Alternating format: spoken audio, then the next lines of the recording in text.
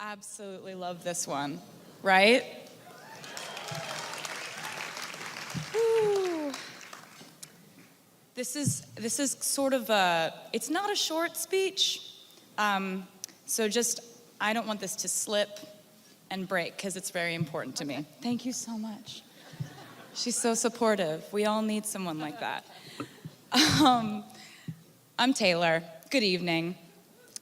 I want to first thank Billboard from the bottom of my heart for this honor whoa, this is going great so far.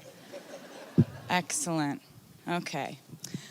I want to say thank you so much to Billboard for giving me this honor, for naming me as their Woman of the Decade.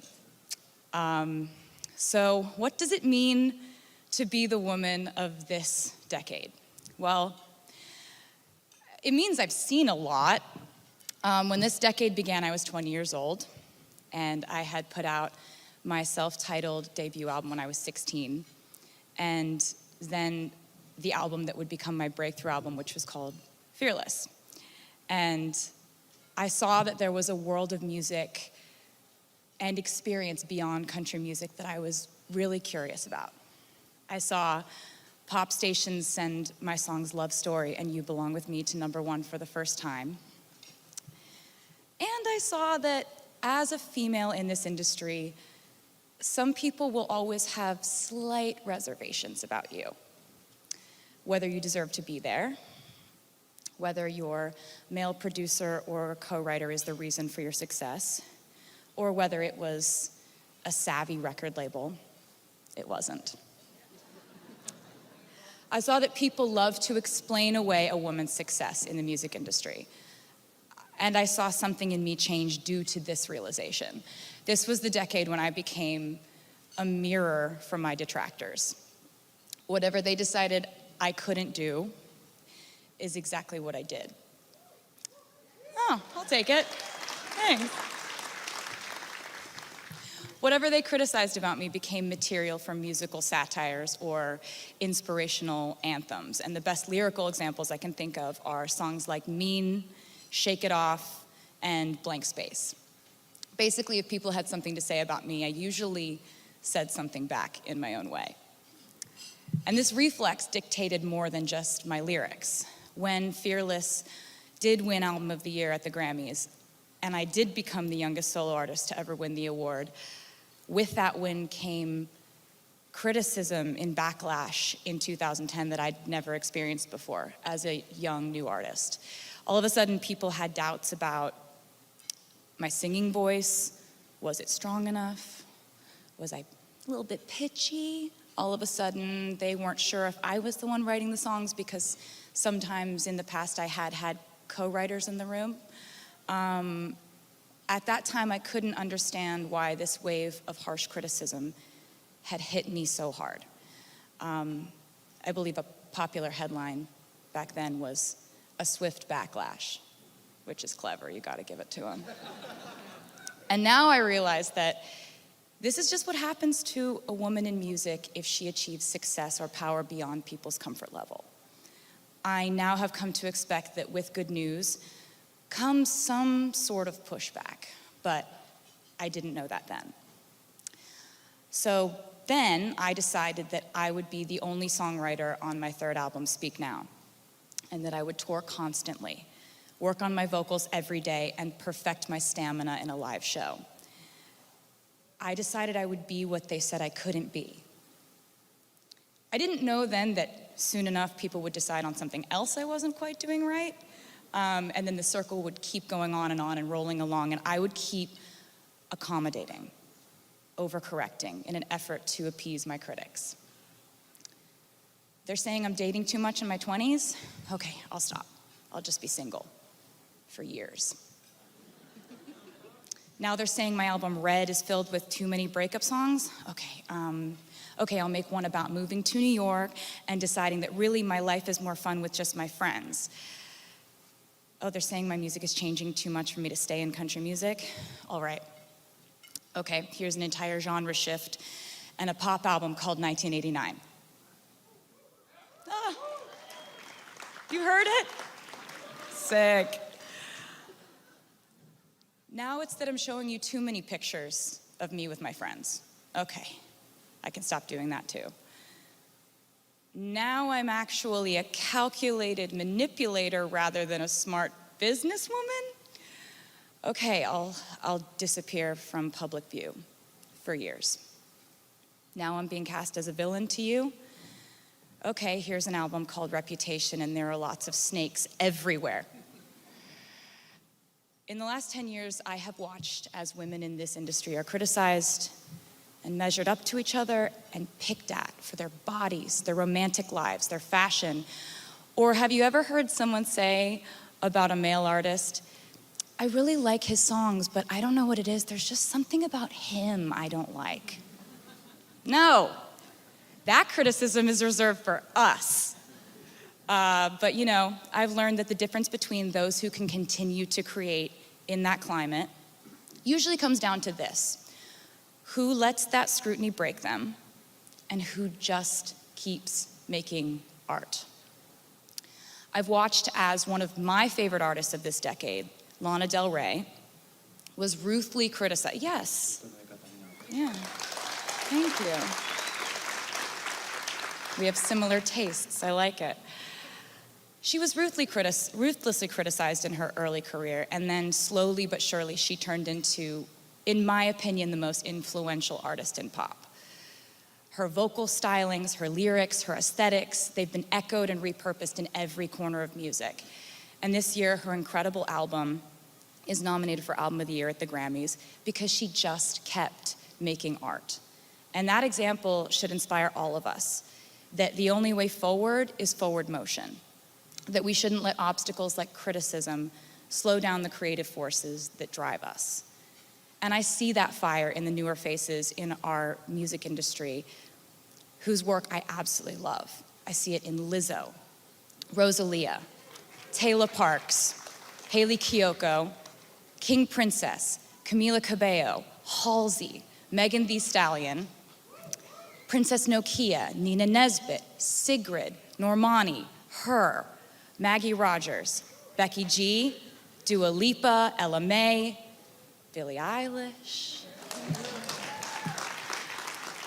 and so many other amazing women who are making music right now. Female artists in music have dominated this decade in growth, streaming, record and ticket sales, and critical acclaim. So why are we doing so well? Because we have to grow fast. We have to work this hard. We have to prove that we deserve this, and we have to top our last achievements. Women in music, on stage or behind the scenes, are not allowed to coast.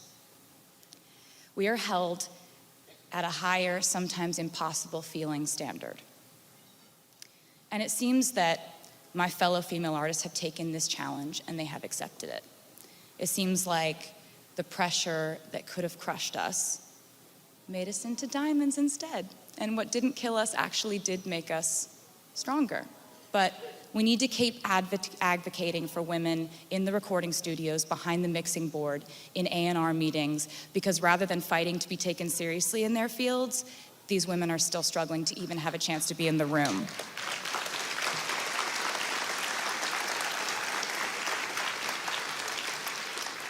We now find ourselves fully immersed in a vast frontier that wasn't around last decade, and that is the streaming world. In music, we're always walking hand in hand with technology, and sometimes that is so awesome, like how now we're able to just drop a song that we made yesterday. I've spoken out in the past about the future of revenue flow for creators and the songwriters and producers who are being left behind due to these rapid shifts and changes. I still don't think that record contracts or producers' agreements have fully caught up. And I hope that in the next decade, we can keep searching for the right solution for producers, songwriters, and creators. Don't you?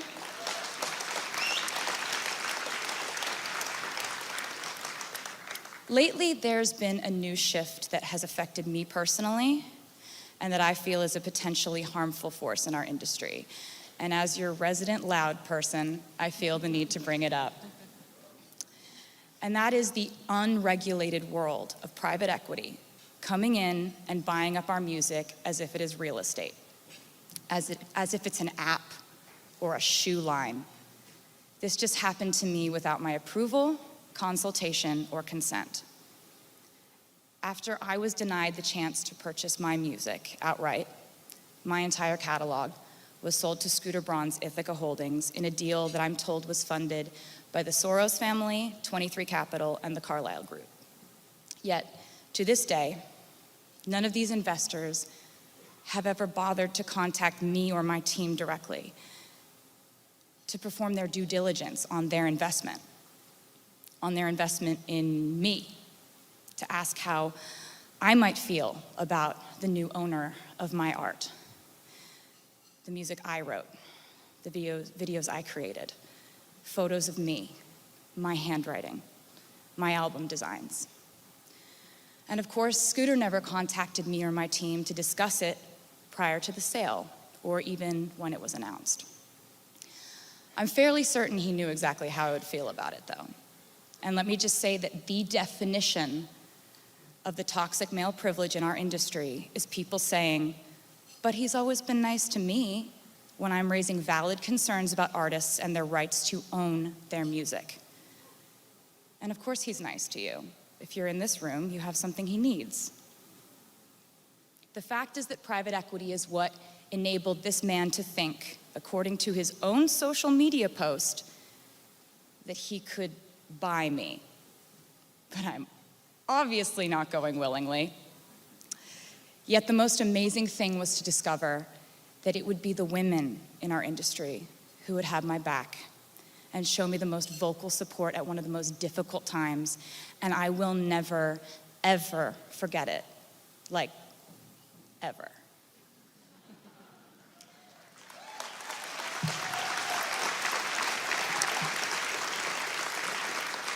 But to conclude, I will say that in 10 years, I've seen forward steps in our industry, in our awareness, our inclusion, our ability to start calling out unfairness and misconduct. I've seen the advent of social media, the way it can boost the breakthrough of emerging artists, and I've seen fans become more engaged and supportive than ever before. I've leaned on that support, and it has kept me in a place where, no matter what, I always wanted to keep making music for them. I was up on a stage in New York City in 2014, accepting Billboard Woman of the Year, and I was talking about the future of streaming, how we needed to make sure that the female artists, writers, and producers of the next generation were protected and compensated fairly.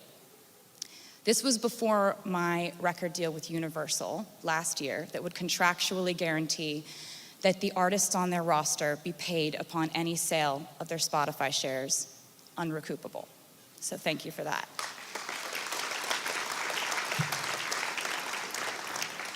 This speech I'm referring to was on my 25th birthday, and I'm about to turn 30 tonight. Woo! But my exact quote during this speech was, I really just feel like we need to continue to try to offer something to a younger generation of musicians, because somewhere right now, your future Woman of the Year is probably sitting in a piano lesson or in a girls' choir, and today, right now, we need to take care of her. I've since learned that at that exact moment, an 11-year-old girl in California really was taking piano lessons and really was in a girls' choir. And this year, she has been named Woman of the Year at the age of 17. Her name is Billy.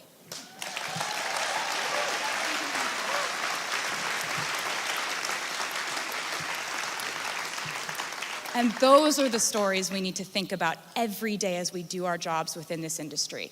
The ones where people's dreams come true and they get to create music and play it for people.